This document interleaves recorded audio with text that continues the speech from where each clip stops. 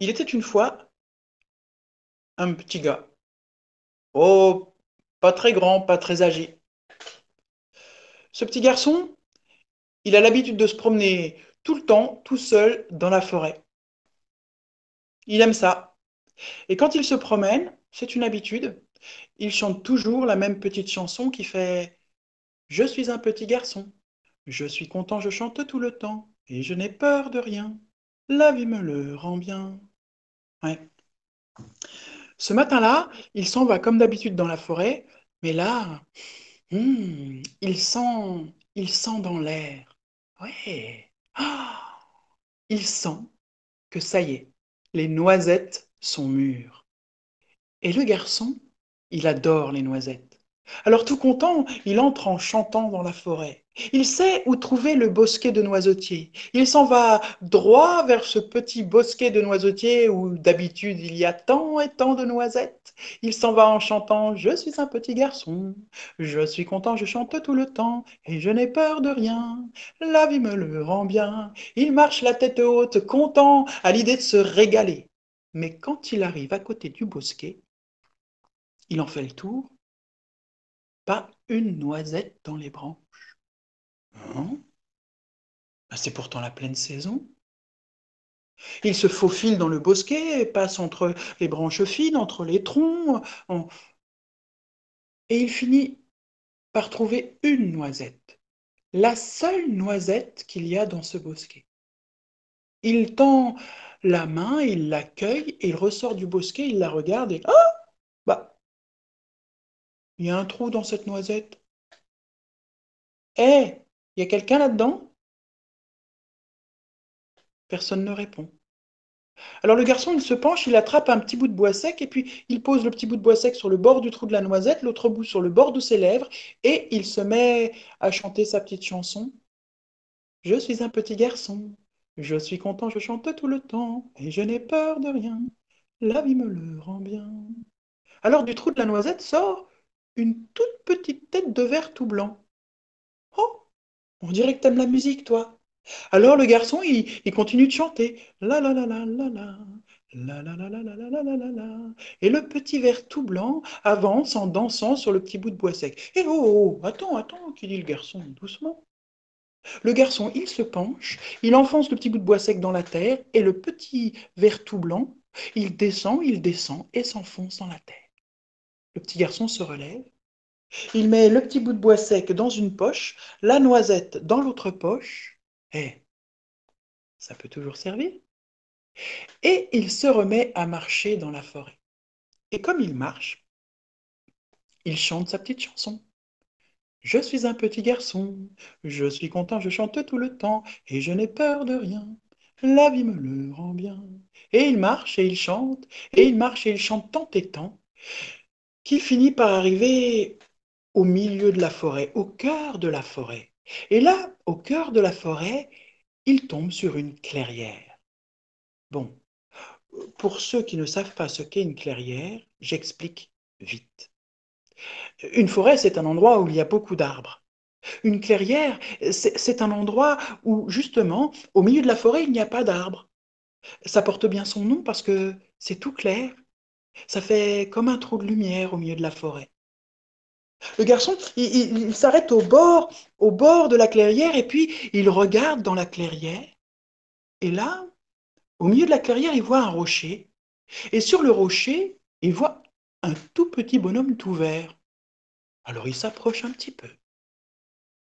Et là, il voit que le petit bonhomme tout vert a un chapeau vert posé tout de travers sur sa tête. Il a deux yeux verts qui louchent un peu. Il a les dents du dessus qui dépassent sur les lèvres du dessous. Il a un grand manteau vert qui lui descend jusqu'au talon. La seule chose qu'on voit dépasser, ce sont ses deux petits pieds comme deux petites pattes de bouc.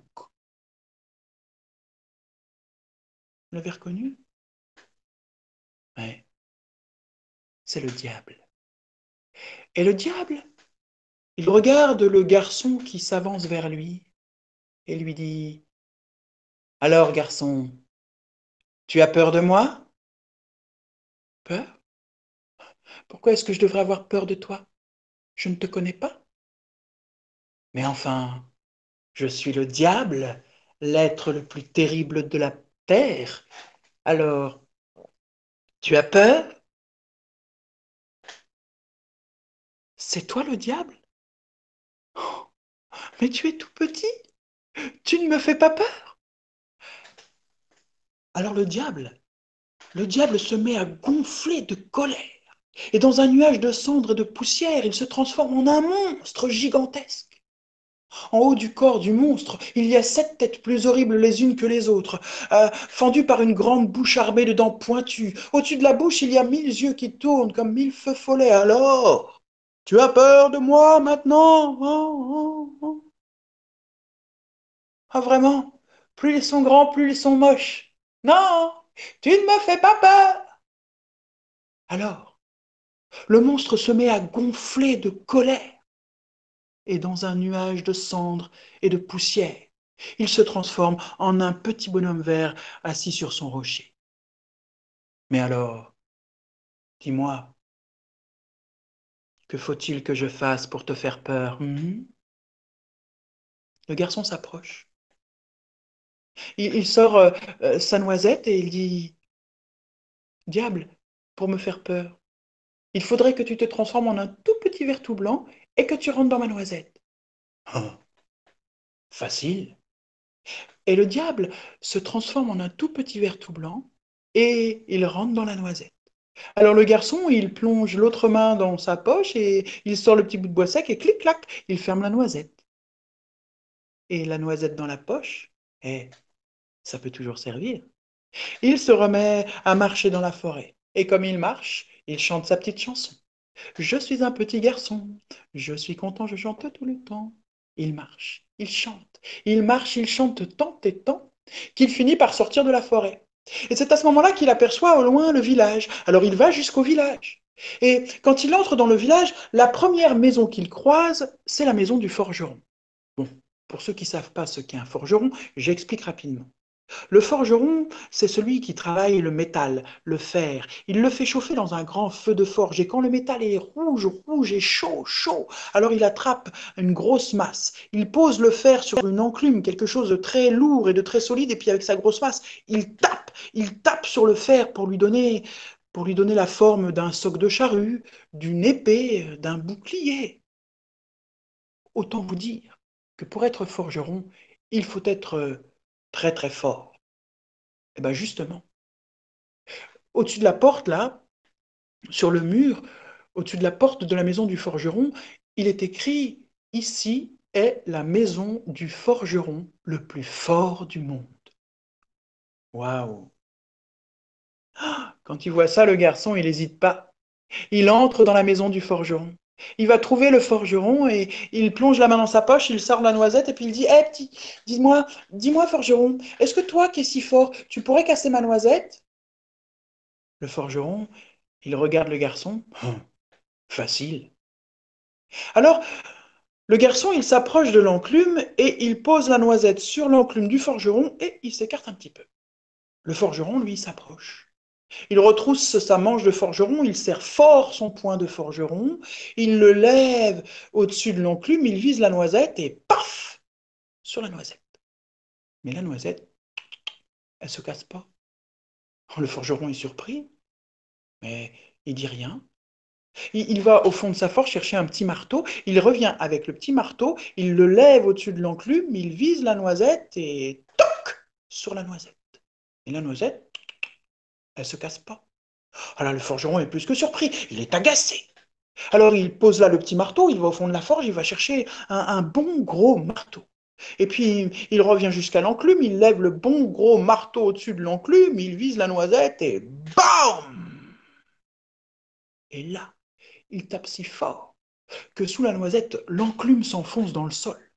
Mais la noisette, elle se casse pas. Là, le forgeron est plus qu'agacé. Il est en colère. Et il sort de sa forge.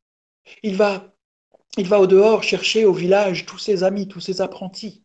Et tous, ils reviennent ensemble à la forge. Et ensemble, au fond de la forge, ils vont chercher la plus grosse masse, le plus gros marteau qu'il y a. Et ensemble, ils portent l'énorme masse jusqu'à l'enclume. Ils visent la noisette et ensemble,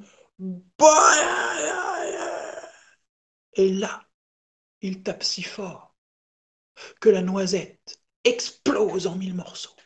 Et tous les morceaux s'envolent vers le ciel, arrachent au passage le toit de la maison du forgeron, les murs de la maison du forgeron s'écroulent et les cheveux se dressent sur la tête du forgeron. Oh là, mais il y avait le diable dans cette noisette ou quoi? Le diable, dit le garçon. Il y était, mais maintenant, il n'y est plus. Et on dit que le vent soufflait fort ce jour-là. Et le vent, en passant près de la maison, au-dessus de la maison du forgeron, il a ramassé tous les petits bouts de noisettes et tous les petits bouts de diable qui s'étaient envolés. Seulement voilà, avec le grand barrière, tout le monde était sorti de sa maison.